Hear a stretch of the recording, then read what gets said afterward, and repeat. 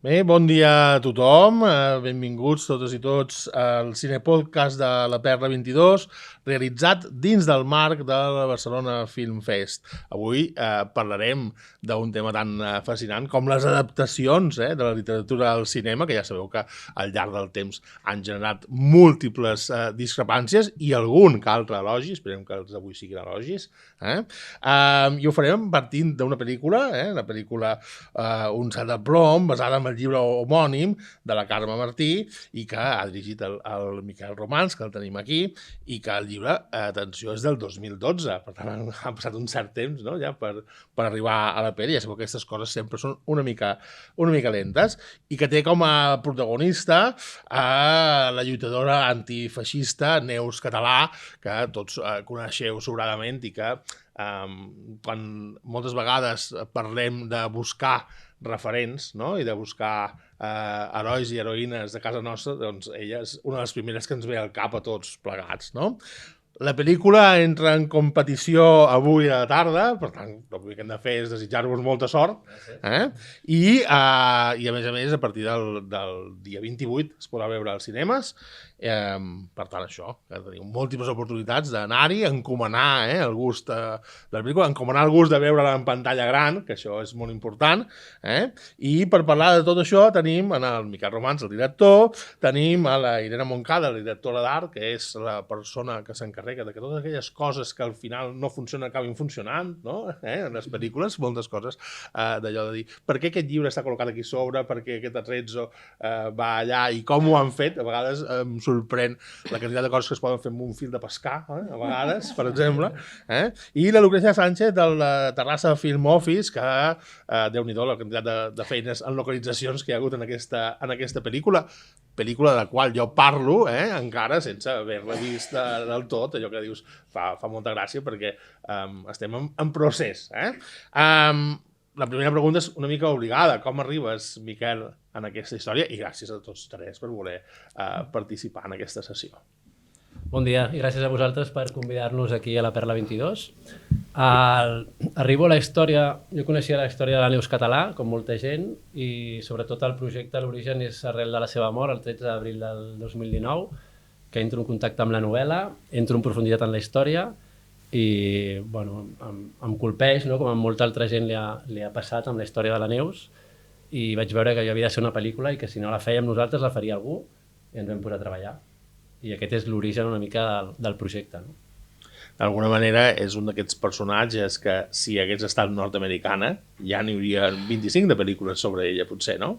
Això m'ho acaba de dir exactament ara en una entrevista en TV3, és el primer que ens han dit. No sé per què hi ha aquesta... Els periodistes som així d'originals. No, però és que no, al revés, ho deia perquè és molt bona la pregunta. És veritat, no l'he sabut què respondre, no sé per què no es fan més pel·lícules sobre referents com aquest. Potser en el cas de la Neus és un referent per mi únic, no? Hi ha pocs iguals. Penso que és una història que s'hauria d'haver fet una pel·lícula abans i sobretot per tot el que explica a nivell de consciència social i política, no?, que era ella i que tan necessitats estem avui en dia, no?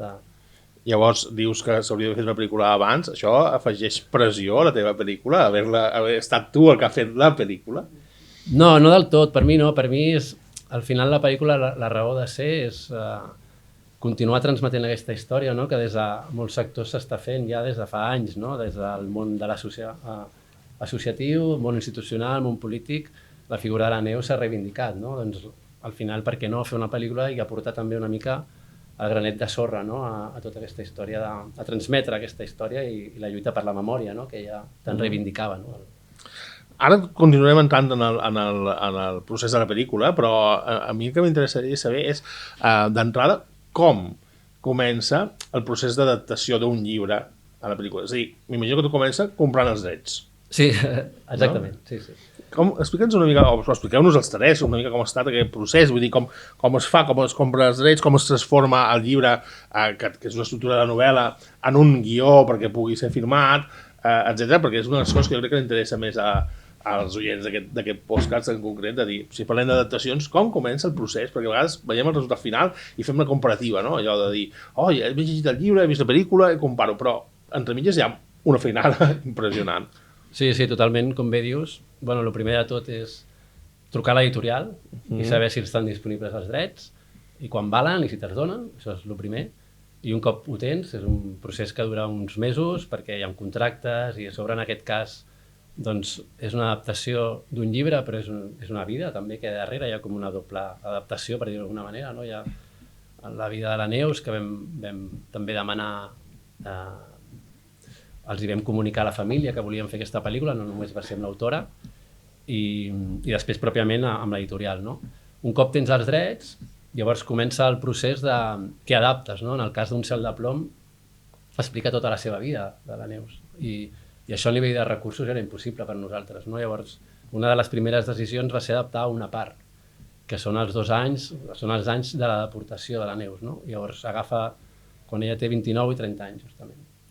El llibre, de fet, explica des que és petita fins al final, no? I això ja va ser la primera decisió a nivell de guió que vam prendre i la vam fer perquè aquells 2 anys per nosaltres explicaven molt bé, era la manera d'en 2 anys explicar molt bé la seva essència i la seva lluita, no? En aquests 2 anys ens permetia això i sobretot perquè hi havia una escena, una acció en el llibre que a mi em va flipar, que és el tema de la foto aquesta que tots coneixem d'ella, no? Que és aquest acte simbòlic que ella fa amb el vestit de portada i que de fet és la imatge que tenim d'ella, no? Avui en dia, i és una imatge que en el llibre s'explica molt bé i que jo no coneixia i em va impactar molt i vam decidir fer una pel·lícula al voltant d'aquest moment, no? De la foto. No? Penseu que ella es fa la foto 6 mesos després de l'alliberament dels camps, que és un moment que es volia esborrar tot allò que havia passat i que a nivell europeu doncs, hi havia aquella vergonya, no? On hem arribat a nivell de civilització, no ens ha portat la raó i tal.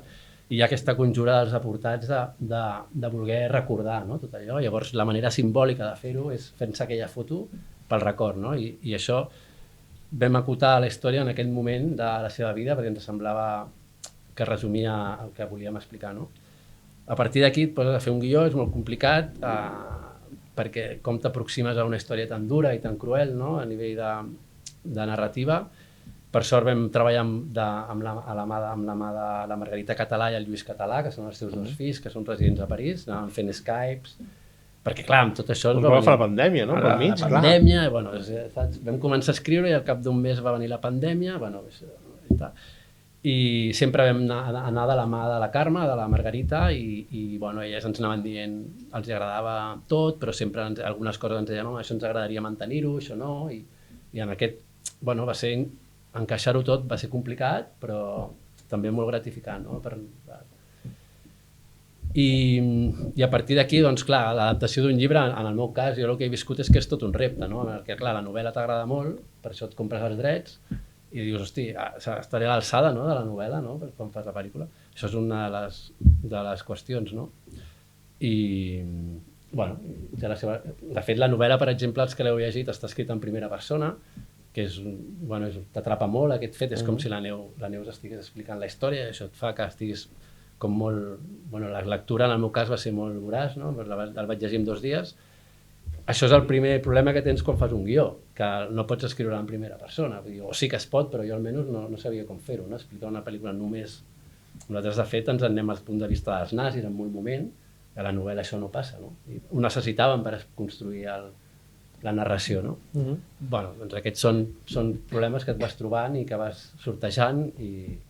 Una narrativa que, clar, passa d'explicar-se en paraules a explicar-se en imatges i suposo que aquí la Lucrecia té alguna cosa a dir, no? Vull dir, en buscar aquests espais, d'alguna manera, no? En com ha estat possible, no? De reproduir, no? Aquests espais. Quina ha estat una mica la teva feina i la feina que fa la Terrassa Film Office en general, si ens ho pots explicar una miqueta. Sí, més que res és l'equip el que fa la tria de la localització. Nosaltres aportem una petita part, però estem en aquest cas molt orgullosos de la nostra aportació petita i és l'equip el que fa realment la feina important. Nosaltres som el pont entre la necessitat que tingui la història i la localització en concret. No? Sempre a la Terrassa Film Office treballem en conjunt amb el parc audiovisual, som els mateixos, el mateix equip. Llavors tenim aquesta dualitat que en molts casos no només tenim les localitzacions, entre elles el Mas Viver de Torrebonica, on es va recrear, la història, sinó també els platós del parc audiovisual. Llavors aquesta dualitat ens permet molt de joc a l'hora d'oferir a les productores i al cap i a la fi aportar aquesta part de l'escenografia a aquesta història. Tu que ja has vist la pel·lícula, Sí. t'ha sorprès després veure el que tu veus cada dia transformat en el que el Miquel i l'equip ens han volgut oferir a la resta? Sí, tinc el privilegi de dir que ja l'he vist. M'ha impactat, m'ha encantat. És un treball, com deia el Miquel, de memòria, de portar això, que era el que la Neus fins al final va fer. I sí, a la pel·li es veu la localització molt treballada, però també s'identifica molt i fa molta il·lusió, moltíssima. Perquè nosaltres ho veiem des de dues visions, no? Veiem l'escenografia, el que és la història, la ficció, però també veiem aquesta localització que per nosaltres és una joia, està ubicada fora de l'entorn urbà i això permet molt de joc, molta llibertat també a l'hora de produir-la. Sí, una passada veure realment la localització en aquest cas. Irene, el Miquel, bon dia. Bon dia. El Miquel és d'aquests que compliquen la vida o no? O tots compliquen la vida i això és la teva feina tots han de complicar i la et vida. mola això, no? Tots han de complicar la vida perquè d'això es tracta. Vull dir que ja anem disposats a... I a part que en general ens la compliquem tots. Vull dir que tots intentes sempre, com que sempre intentes anar una miqueta més enllà, doncs al final tota la feina es fa difícil. I aquesta, clar, en aquest sentit era un repte important. Perquè, a més, com a la gran majoria de les pel·lis passa ara, s'acaba de fer sobre la marxa. Llavors, tot i que en el moment en què ens vam trobar, clar, ells amb tot el tema de la pandèmia, de les esperes, de lo que costa aixecar el finançament i tot això, tens un temps per anar païnt una mica la història i per anar decidint com vols explicar-ho, com vols mostrar-ho, però després quan comences a tocar realitat i ja tens tot aquest material paït i una mica organitzat, has de començar a canviar les fitxes perquè les coses comencen a modificar-se. Bàsicament el tema pressupostari és un tema que ens afecta perquè, clar, hem de construir allò tant per volum com per temps, com per quantitat d'elements que necessites perquè allò s'expliqui bé. Doncs en el moment que comencen a caure fitxes has de recomposar tot perquè no perdi l'entitat i perquè el missatge que vols transmetre se segueixi transmetent i que les mancances, a més, et serveixin per donar-li una visió diferent i que no es vegi que no has pogut explicar el que volies, sinó que li has donat la volta i ho has explicat d'una altra manera, però igual de punyent, no? Llavors, aquesta feina és un no acabar. O sigui, és que en el moment que comences sembla senzill, sembla que les decisions s'hagin pres d'una manera molt cerebral, amb molta anticipació, però en realitat les decisions les estàs prenent tota l'estona i el repte és intentar no perdre l'essència i intentar que el repte que perseguies al principi segueixin d'himne a tota la batalla que es produeix durant el rodatge. Ara se m'ocorre que seria important que aquesta definició que has fet una mica de la teva feina l'escoltessi el conseller d'Economia, per exemple, no? que ha de bregar amb aquestes dificultats i de vegades no se'n surt amb tanta imaginació com vosaltres, no? Perquè realment m'imagino que una pel·lícula com aquesta, on hi ha tanta època, el repte encara és molt més gran. No? Que no ve de fer una pel·lícula de xavals de 30 anys que van passant pel carrer aquí a Barcelona, que potser seria més senzilla. Potser dic, igual no, però reproduir l'època és complicat, no? Vull dir, la dificultat és una has de ser fidel, afegida. a més, no? És una dificultat afegida i més amb uns esdeveniments per tots molt coneguts, vull dir que tots tenim una imatge a la retina del que és. D'una banda, hi ha com una dualitat, no? De que per una banda et documentes moltíssim i absorbeixes tant l'època que t'enamores de coses, no? Que creus que són absolutament necessàries de transmetre, després te n'adones que de vegades, si vols ser massa fidel a aquesta realitat, igual no ets fidel a la història que vols explicar. O sigui, al final, el Miquel tindrà la manera de narrar-ho i d'arribar a explicar aquestes coses que no necessàriament passen perquè allò sigui un documental, no? I perquè allò sigui una recreació històrica superfidel. Llavors, de vegades t'agradaria donar molta més fidelitat a determinats esdeveniments o determinats decorats, però al final tampoc és tan necessari si estàs jugant les cartes d'una altra manera, no? Sí. Que al final la narrativa de la pel·li és independent, o sigui, i agafa una dimensió que sobrepassa una mica... Sí, però si t'equivoques, per exemple, en una insígnia d'un uniforme nazi, surt el típic perepunyetes, no?, que diu, aquesta creu de ferro no és la que duien, no? Si la pistola no és la que duia l'oficial dalt, llavors també surten els caçadors d'errors històrics de les pel·lícules, que hi ha gent que s'hi dedica a això, realment. I clar, això s'ha de cuidar, no? Aquesta part s'ha de cuidar, evidentment. I, bueno, pots tenir alguna errada o simplement alguna cosa que no és impossible d'aconseguir i que l'has de substituir d'alguna manera. Però això ho has de cuidar segur, però em refereixo més aviat a la recreació general, no? O sigui, que els elements que surtin siguin fidels i no treguin de la pel·li, és a dir, que tu estiguis immers en aquest món que t'estan explicant, és fonamental. Però poder la recreació exhaustiva dels mons, o sigui, en una pel·li no és només la narració del que passa, sinó sobretot la mirada que hi poses i com ho ensenyes, no? I a més és que les dificultats de l'època, no sé si anaves a dir alguna cosa. No. Hi havia les dificultats de recrear època, però és que a part hi havia les dificultats que és una història que passa a França, a l'antiga Txecoslovàquia, i a Alemanya, o sigui que no passa res a Catalunya. Llavors, com no podíem anar a rodar a França, a República Txeca ni a Alemanya, tota la pel·lícula està rodada aquí. Però no... Llavors vull dir que és recreació d'època i a part en territori que no és el nostre, no? Però, bueno, a nivell interiors, d'això vam tenir la Irene, que experiència amb això em va ajudar moltíssim i era un repte també per a la direcció d'art, perquè aquestes pel·lis sempre ho són, no? I bueno, una de les coses que vam decidir, que penso que va ser el gran encert, és rodar en localització real, no? Que moltes pel·lícules d'aquestes el que fan és muntar decorats, que es pot arribar a un nivell de realisme brutal, no? Però vam decidir rodar-la en localització real perquè ens semblava que no podíem explicar aquesta història amb parets de pla dur al voltant i uns focus, no? Llavors, això també dificulta, no?, les coses, perquè vas a espais que són alguns insegurs, que estan bruts, que no sé què, però almenys les parets respiren i tenen ànima, no? Llavors, això va ser una de les decisions que vam prendre amb la Irene des del principi, que volíem aquest tipus de localització, no?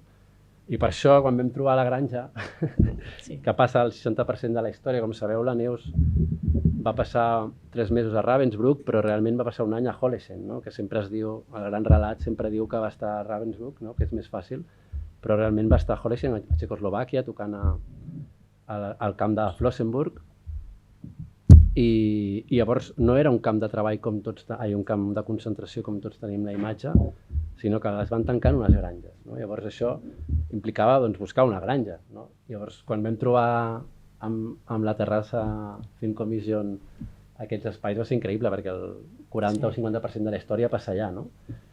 I bueno, evidentment va haver-hi una intervenció, però la base era boníssima, no?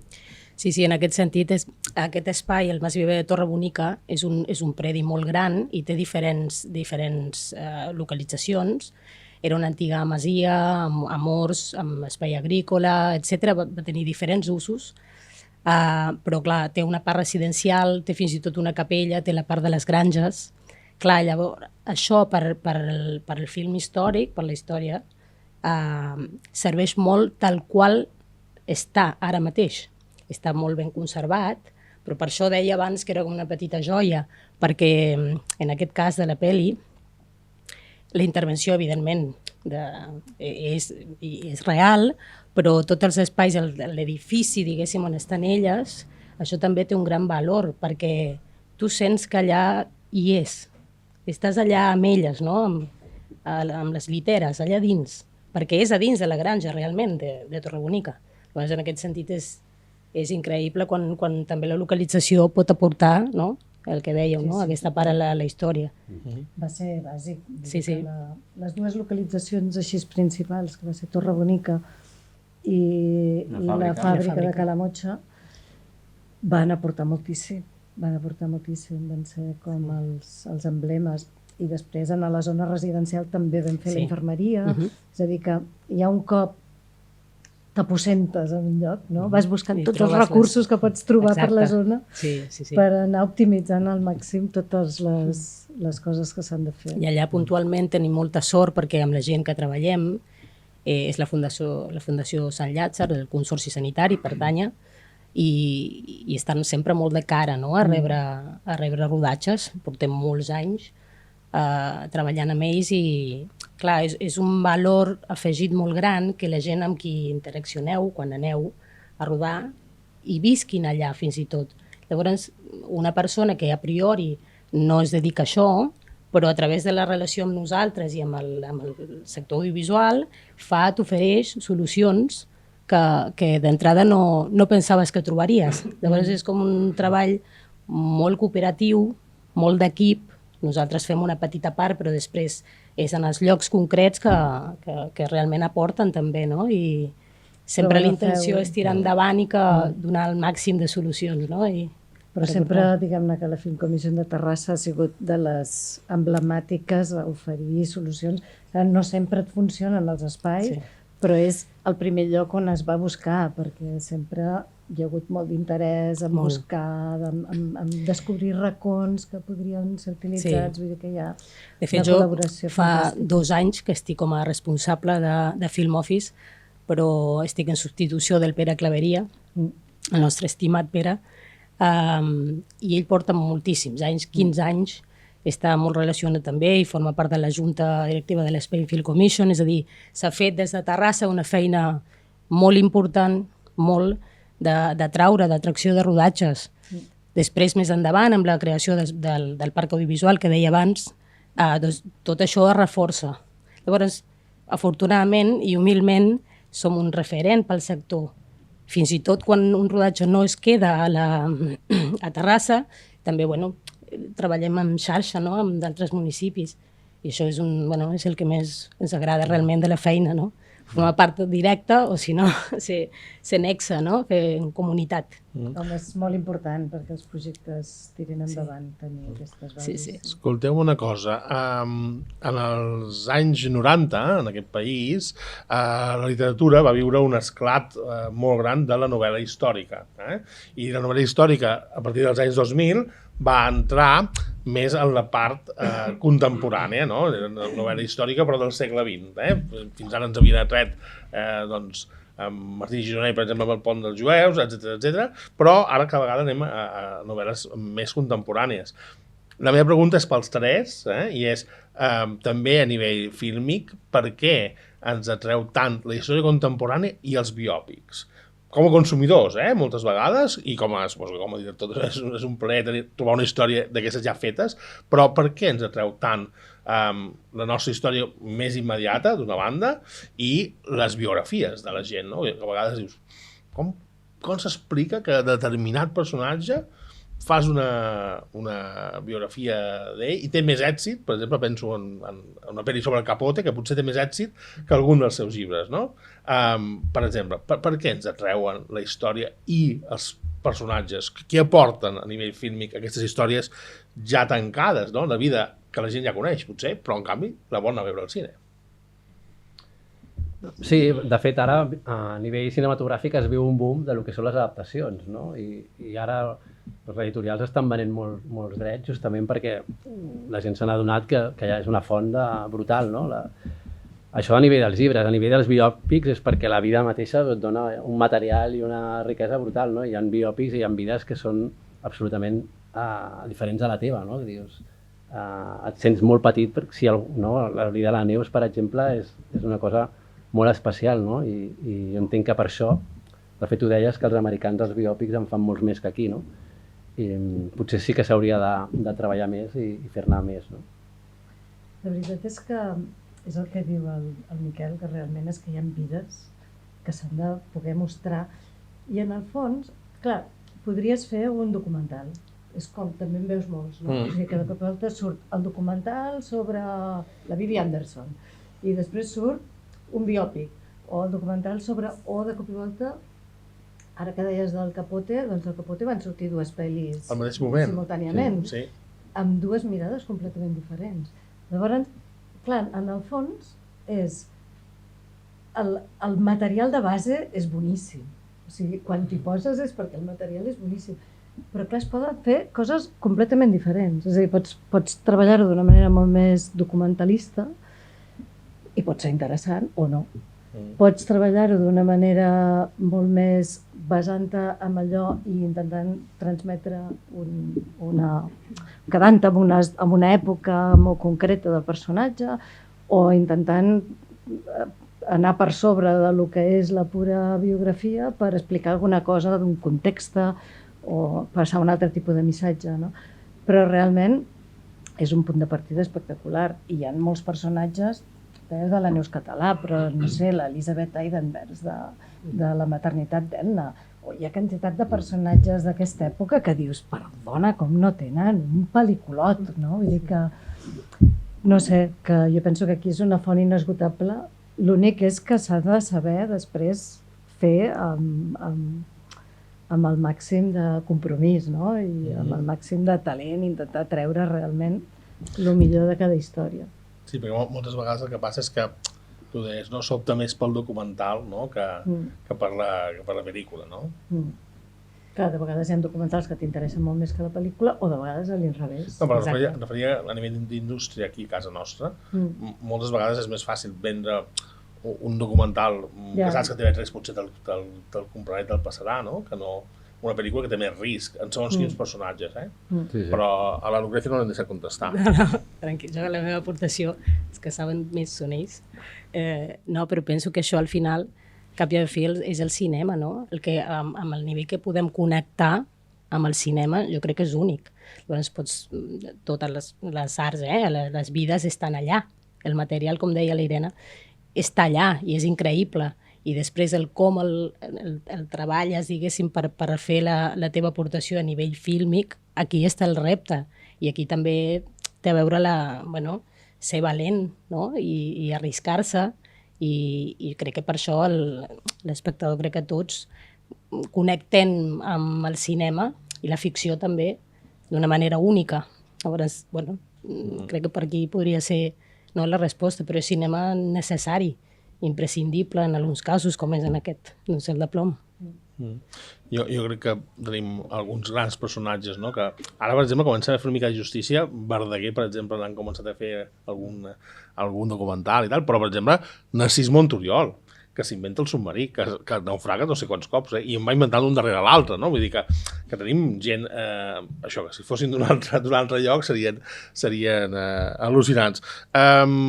Un dels reptes de la pel·lícula, i ara parlarem una mica també de l'equip, no? Però ha estat intentar fer sortir una mica menys bonica la Nausica Bonin en algun moment, no? És difícil això també, no? Sí, ahir en una entrevista el periodista li va preguntar, estava al meu costat la Nausica, i li va dir, home, estàs millor? Vull dir, pensava que estava millor. Sí, és que vull dir, no, és una recreació, pobra, i hi ha un maquillatge i una cosa i ara. Però sí, era un dels temes de com t'aproximaves a tot aquest dolor, no? Nosaltres, el que et deia abans, el que més va ser més difícil va ser això, no? És que és impossible saber el que van viure, no? Aquesta gent quan va passar això, i a nivell d'actors era molt difícil com arribàvem com arribaven a ficar-se en la pell d'aquesta experiència tan traumàtica que mai sabrem ben bé com ho van viure, no? Llavors, ho vam treballar molt amb la documentació, llegint moltes coses i, evidentment, amb caracterització, el maquillatge, no? I així, doncs... Com vas escollir, si és que vas poder escollir el repartiment? Doncs no, en el cas de la Nausica ho vaig tenir clar bastant des del principi, doncs m'agradava la seva feina i em van dir que era una persona amb molt de caràcter i sempre tothom m'ho deia de la Neus, que tenia molt de caràcter. I vaig dir, mira, doncs potser si a mi m'agrada la feina i té caràcter pot ser un bon...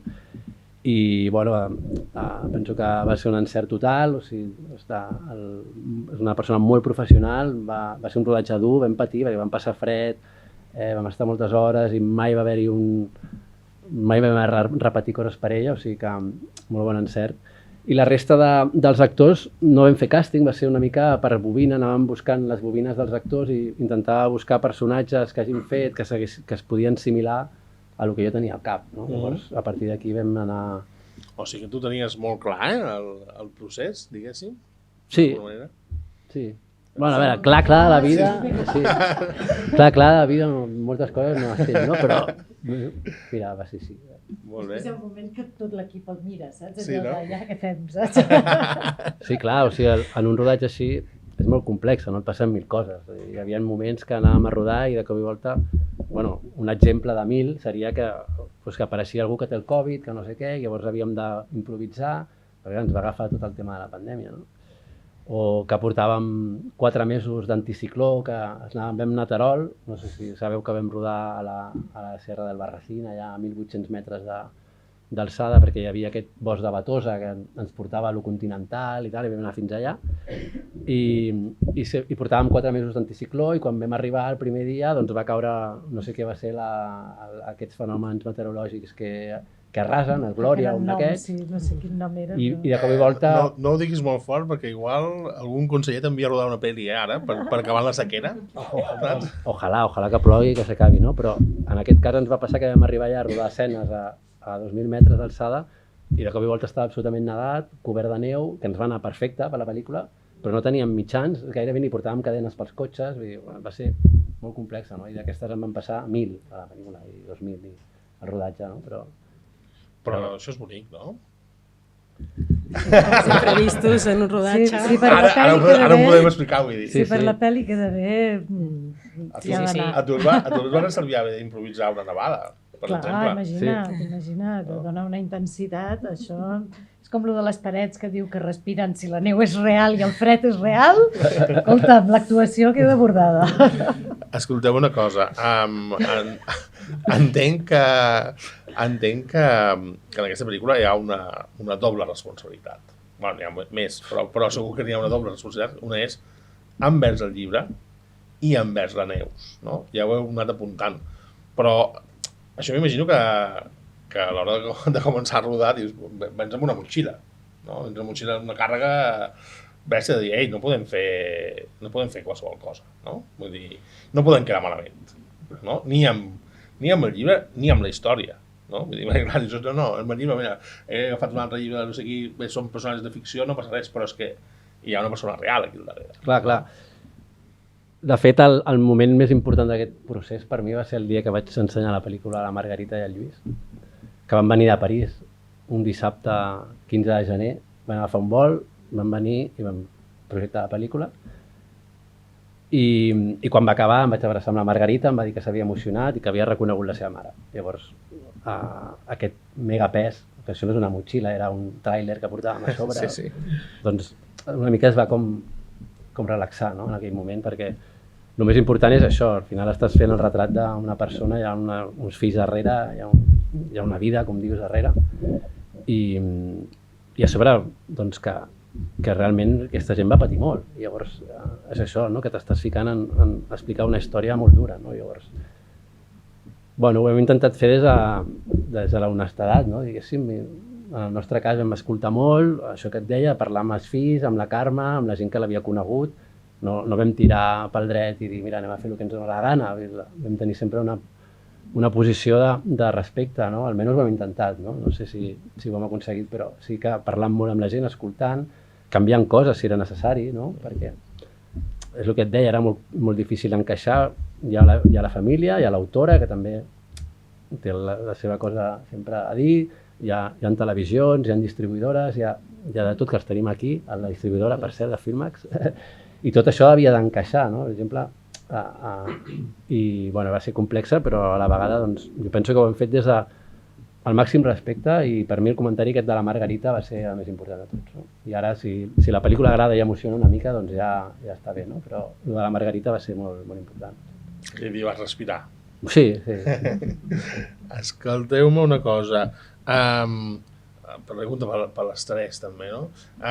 Quina importància tenen els llibres a la vostra vida? Ho dic perquè estem fent aquesta sessió el dissabte de Sant Jordi, no? I demà ens toca allò de celebrar la diada. Clar, tu arribes a fer una pel·lícula perquè t'emociona un llibre, no? Sí.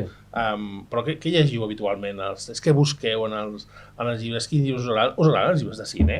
O no, perquè no vull llegir res de la feina, no? Vull llegir altres coses, no ho sé. Expliqueu-vos una mica com són les vostres lectures, què llegiu, què us agrada, què us emociona d'un llibre i, sobretot, vull que em digueu, tots tres, si tinguéssiu els quartos per fer-ho, etc., quin llibre us agradaria allò putinejar per portar-lo a una pel·li?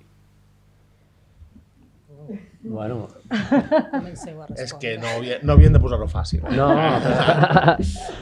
No, jo en el meu cas vaig variant, o sigui, puc llegir alguna que s'acaba de publicar o puc llegir alguna de fa 100 anys. De fet, gairebé sempre tendeixo, no sé per què, a autors antics, no sé, m'agraden, per exemple, a principis del segle XX, no?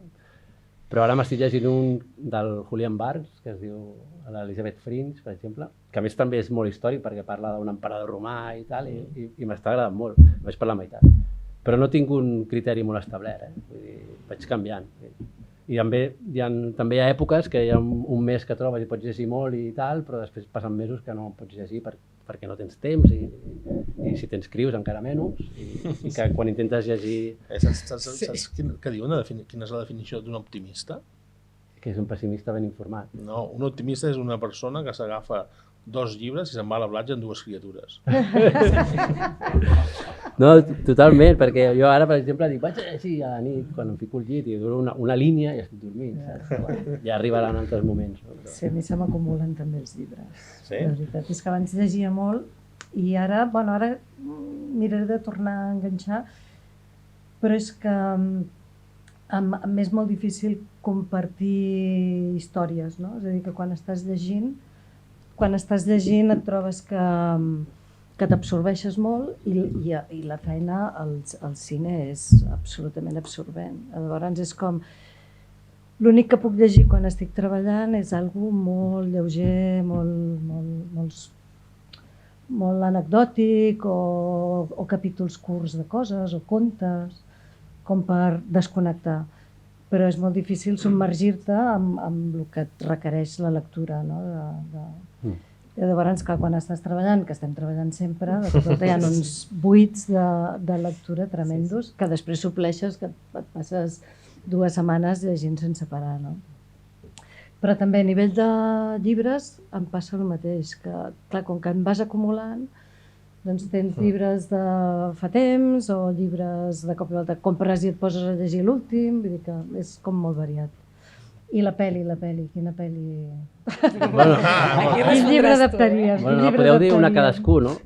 Sí, n'haureu de dir una cadascú i després... Però la Lucrecia no contestat sobre la lectura. Sí, personalment, la meva relació amb la lectura és única. O sigui, no trobo cap altra sensació que... podria ser el cinema, però amb la lectura és un moment molt meu. Ara tinc poc temps, com tinc 2 nenes i realment queda poc temps, però sempre intento buscar aquest espai, que és una connexió molt amb mi, trobo, no? I això, soc una fan de l'Andrea Camilleri i ara de l'Antonio Mancini, que és una mica el que li segueix. I aquests són els meus moments. Els busco, me'ls treballo i allà estan. Sí, sempre amb la lectura aquesta relació. I de pel·li, quina vida adaptaria, jo ara mateix no em ve el cap, aquí més. Jo una novel·la no te la puc dir tampoc, però sí que m'agradaria, si pogués fer una altra pel·lícula, que segur que la farem, alguna de principis de cicle. Que això, la Irene ja està... La Irene ha començat a tenir suors freds ara mateix. Nosaltres no ho veieu, però per l'esquena van caient les gotes. Els deures. Amb molts exteriors i molts cavalls i molts carruatges. Cavalls, carruatges, smoking. I neu també. Exacte, i pujar a la muntanya, bien, cap problema. Doncs compteu amb nosaltres, Sí, home.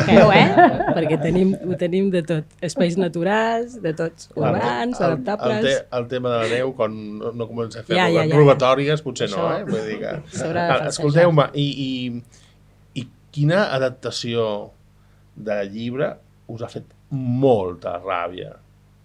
Quina pel·lícula odieu basada en un llibre que diguis, ostres, m'han destrossat un llibre que jo m'estimava molt i ara la pel·li no compleix cap expectativa. Jo us diré, puc trencar una d'això i puc dir-vos que, per exemple, jo com a pel·lícules m'agraden molt, però odio molt que algú hagués agafat El Senyor dels Anells i hagués fet una pel·lícula amb El Senyor dels Anells. Perquè per mi els hobbits no eren allò. Ja. Hosti. Podeu tirar cap als americans perquè no hi hagi ningú que s'ofengui per aquí, per casa, si voleu. Sí, no sé ara... No, a mi se m'acut Incerta Glòria, per exemple. A mi em va agradar molt la novel·la, però la pel·li també em va agradar, de fet. Quan m'havia agradat molt la novel·la, potser la pel·li la vaig trobar menys, però penso que les dues la pel·li també estava bé, no sé. M'ha vingut al cap aquesta. Molt bé. És que, de fet, les adaptacions de llibres està clar que utilitzen llenguatges diferents. Llavors, també és cert que és molt difícil anar a veure una pel·li que és una adaptació amb el llibre al cap. O sigui, que has de deixar el llibre a fora, d'alguna manera, i veure si la pel·li t'agrada per lo que és. Perquè per nassos, és com ell va haver de situar-se del cel de plom amb un franja d'edat per explicar una història. Però de vegades has de deixar enrere personatges... No recordo quin... Has de posar molt de cotó fluix per fer el fluix de la història inacabable, per exemple. Igual és un personatge que a algú li emocionava molt, però dius, és que si introduïa aquest personatge l'havia de desenvolupar i llavors perdia consistència tota la resta. És a dir que en el moment que et poses a fer una adaptació, per nassos has de prendre decisions. Vull dir que no es tracta de posar allò amb imatges, sinó de gestionar-ho d'una altra manera. Però quan llegiu ja penseu en imatges? Jo sí. Jo per defecte de feina? Sí, Jo quan llegeixo veig com una pel·lícula. Sí, no? O sigui, penses en com podria ser aquell llibre. Sí, tinc un pensament visual, no?, que es diu, que és més d'imatge. Hi ha gent que potser no, però... Jo volia explicar l'anècdota aquesta que segur que molta gent sap del Resplendor del Kubrick, que es veu que l'Stephen King estava indignat. O sigui, es veu que va ser una adaptació, que el tio... I després la pel·li va funcionar molt bé, es veu. Però no volia saber res. I el Kubrick va dir... Em sembla que era el Kubrick que va dir que per fer una adaptació el més important era ser infidel a l'obra literària, perquè és que té molt de sentit, perquè quan tu llegeixes una novel·la t'atrapes, intentes imitar allò, intentes utilitzar els recursos narratius de la literatura que no serveixen per al cine, i penso que és encertada la frase, no? Ser infidel, però clar, això digue-li a la Carme Martí, per exemple, que serà infidel a la seva novel·la i a veure si m'hagués donat els drets. Bueno, aquí està la cosa. Clar, tot depèn dels quartos que posis damunt la taula. Exacte, sí. Tot escriptor sempre dirà que a ell li agrada la literatura i no li agrada el cine fins al moment que li compren els drets i li paguen. I llavors ja, al moment que els vens, no? Al moment que vens els drets, suposo que ja perds el dret a queixar-te, no? Si no vols... Hauries de perdre el dret a queixar-te. Si no vols que et facin la pel·lícula, no els venguis. No t'ho pot tenir així. Però quan algú ho ven és perquè algú altre, un altre creador, faci amb allò el que creu que ha de fer.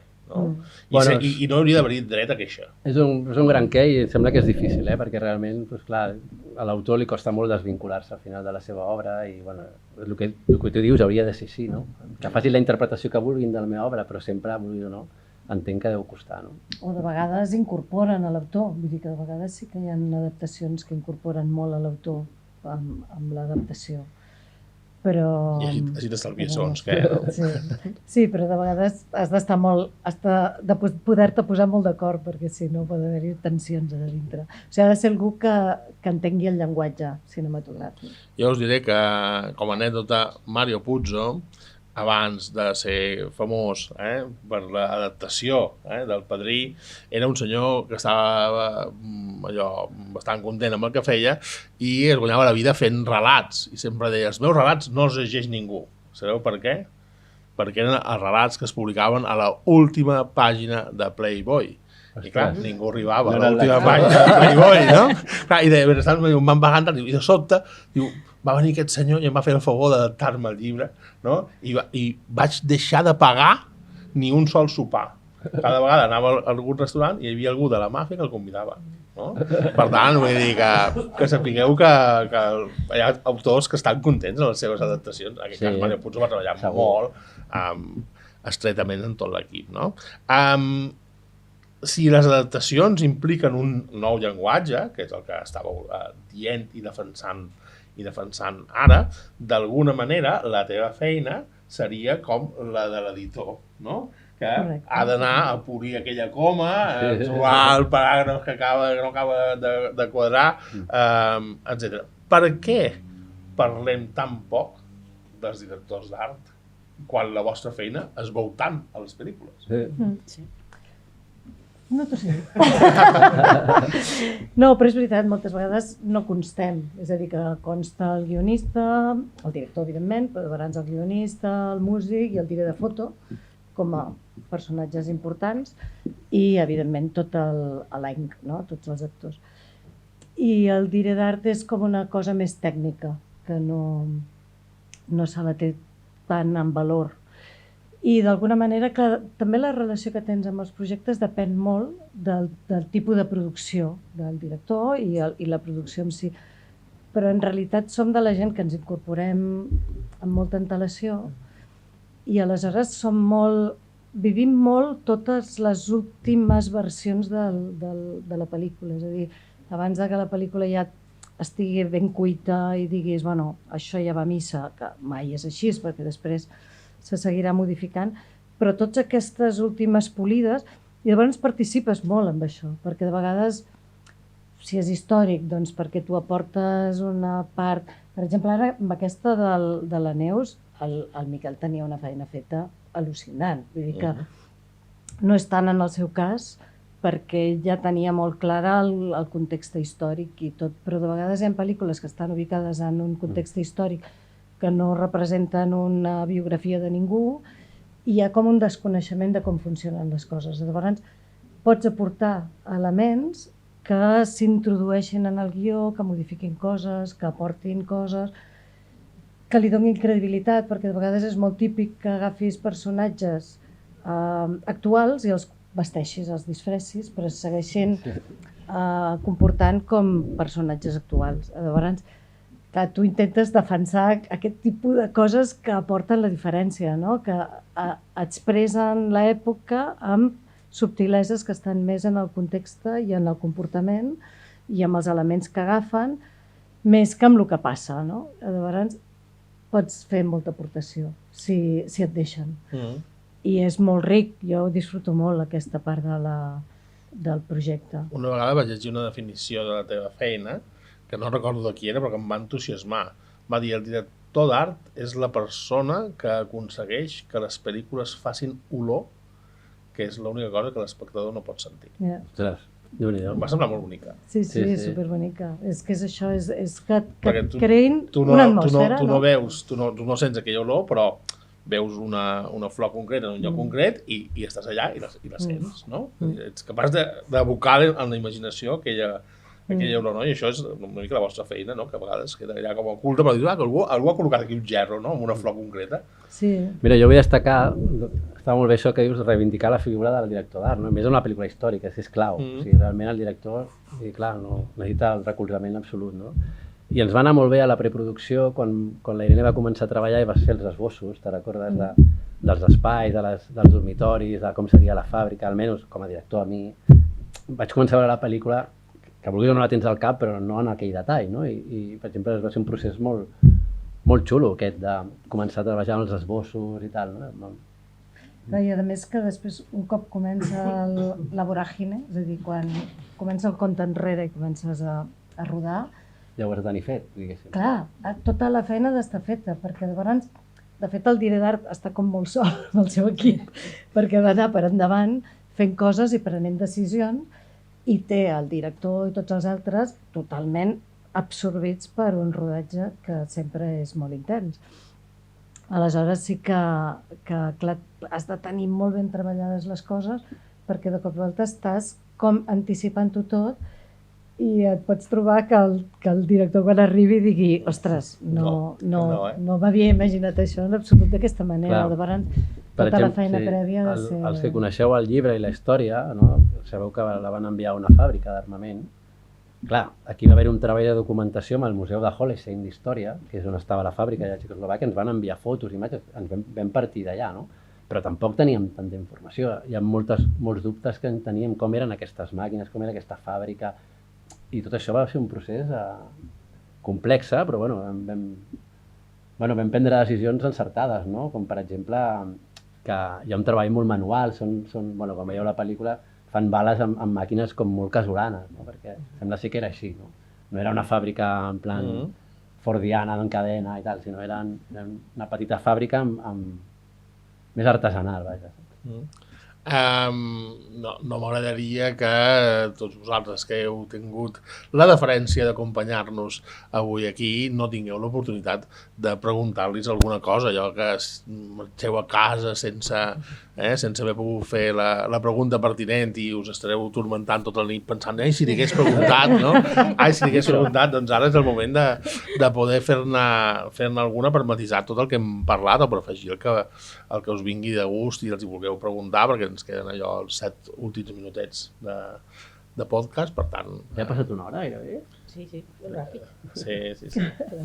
I no hem destripat res, Vull dir que la pel·li la poden seguir veient. Jo m'he comportat molt, Ho heu fet prou bé a nivell de... Jo aprofito per reivindicar que desterreu la paraula spoiler, el diccionari català l'ha acceptada, però desterreu-la, en català diem aixafar la guitarra. No hem aixafat la guitarra a ningú, ni hem fet això, sisplau, el món del cine que desenterri ja per sempre, l'espoiler s'ha acabat, ara farem aixafades de guitarra, sense aixafar la guitarra a ningú, sisplau, si algú té alguna pregunta.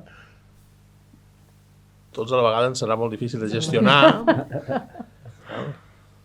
És que ho hem fet tan bé que no ho sé. No calen preguntes. No sé, potser el provoquem i igual Filmats ens podia explicar què en penseu de la pel·li, quines expectatives teniu, etcètera, no? Una mica, ja que hi sou, doncs... No? Home, nosaltres com a distribuïdors el primer és felicitar tot l'equip perquè és difícil fer el cinema amb una figura tan rellevant i amb les dificultats d'una època tan complexa. I de la manera com ho hem fet, òbviament nosaltres que hem vist la pel·lícula tampoc volem aixafar la guitarra a ningú, però convidem a la gent a que vagi al cinema perquè és una figura que mereix aquest reconeixement i després perquè creiem que l'homenatge que el Miquel i tot l'equip que li hem fet mereix molt la pena i la tracta des del respecte i també en part des de l'admiració i nosaltres estem supercontents d'haver treballat amb l'equip i la pel·lícula que tenim. Esperem que el públic la pugui gaudir molt. Molt bé. Algú més? Una pregunta. Per als que hem llegit el llibre, quan veiem la pel·lícula, tindrem sensacions diferents, a part del que t'aporta la imatge i que la imaginació també et fa viure. Quines sensacions noves tindrem després de... O sigui, què creieu? Què ens pronostiqueu els que hem llegit el llibre? Ens hem imaginat les coses i ara ho veurem a manera... És bona la pregunta. Jo espero que vegis una mica sentir almenys l'essència que vas sentir quan vas llegir el llibre. L'objectiu és això, vull dir, hi ha coses que són diferents, no és exactament la novel·la, no t'esperis la novel·la. Espera't, o almenys el que hem intentat és mantenir l'essència de la novel·la i de la vida de la Neus. A partir d'aquí espero... Una mica el que tu explicaves al principi, de que posaves l'accent en el moment aquell de la foto. Jo penso que, tot i que en el llibre hi és, en el llibre com que està parlant, es difumina una mica dintre de la biografia, perquè és una biografia molt més general que acaba i emets. Llavors és com... Aquí jo penso que tot el moment aquest, el post, com gestiones aquesta... Quan has passat una experiència tan potent, a més compartida amb tota Europa, com cada un gestiona i com ho transmets i com saneges tot això per dintre. Llavors, jo penso que és una de les parts que en la pel·li són molt interessants a veure.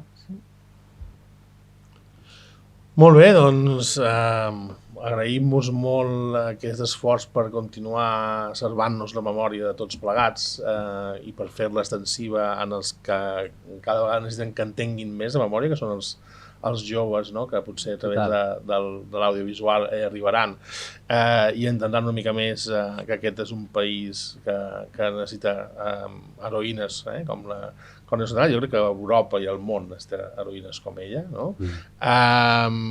I més en els temps que corren en què el feixisme està tornant a tenir una força molt més gran del que mai hauríem pensat.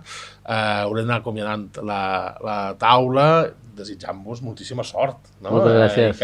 I un prec, que és que aneu massivament a veure la pel·lícula tant avui com quan s'estreni en els cinemes, i quan us agradi molt, que segur que us agradarà molt, ho encomaneu a la gent. El boca orella és el que fa que les històries no morin mai i es converteixin en grans èxits, no? Hem de recuperar aquest plaer de tornar a parlar-nos de persona en persona i de recomanar-nos pel·lícules, llibres, cines. Que tingueu una molt bona diada demà també, i moltíssimes gràcies per la vostra assistència i per haver-ho posat tan fàcil en aquesta taula i de transmetre aquesta passió per la pel·lícula, que ja ho comptàvem que ho faríeu, perquè si no és malament, no? Si no heu passat tant temps fer-la i no poseu passió després d'explicar-la. Moltíssimes gràcies als tres, gràcies a vosaltres i continuem. Gràcies. Gràcies a vosaltres.